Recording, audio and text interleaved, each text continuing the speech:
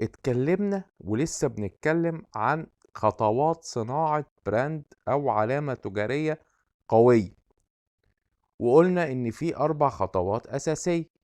أول حاجة البوزيشننج، إزاي تعمل بوزيشننج للبراند بتاعك. بعدها النيمينج، تختار اسمه إزاي، وده بيزد على كرايتيريا وخصائص مهمة. بعدها اتكلمنا على السبونسرشيب، هل هو مانيفاكتشر براند، هل هو برايفت براند، هل هو لايسنسنج براند ولا كو براندنج. دلوقتي آن الأوان نتكلم بقى على البراند ديفلوبمنت، اللي هو تطوير البراندز بقى، والخطوة التانية الجاية بعد ما البراند خلاص نزل وبقى واقع وموجود. ايه بقى الخطوة اللي بعد كده؟ ايه التطوير.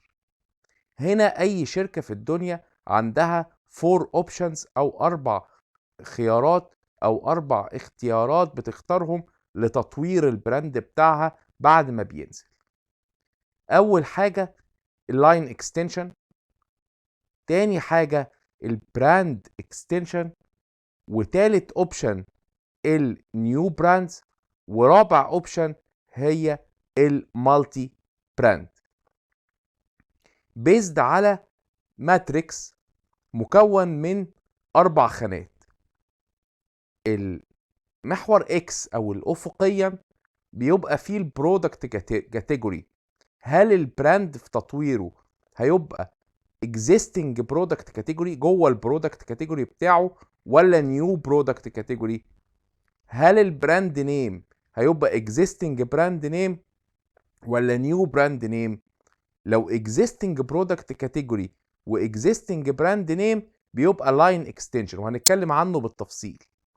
لو نيو برودكت كاتيجوري هتنزل نفس البرودكت كاتيجوري او برودكت كاتيجوري جديده بنفس البراند نيم، هيبقى براند اكستنشن هنتكلم برضو عنه بالتفصيل. لو نفس البرودكت كاتيجوري بنيو براند نيم بيسموها مالتي براندز، هنتكلم يعني ايه برضو.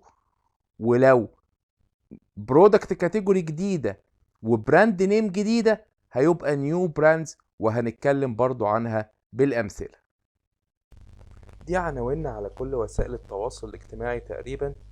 هتلاقوا البرزنتيشنز دي يا اما في صورة باوربوينت برزنتيشن، يا اما في صورة اوديو، يا اما في صورة فيديو عبارة عن برزنتيشن مع اوديو، علشان اي حد عايز يستفيد من الماتيريال اللي موجودة، سواء كان يقراها على هيئة باوربوينت برزنتيشن او يسمعها عن طريق اوديو او يشوفها فيديو على اليوتيوب، بتجمع ما بين البرزنتيشن وما بين الشرح. واتمنى ان الكل يستفيد، وان شاء الله نتقابل في سيشن بعد كده.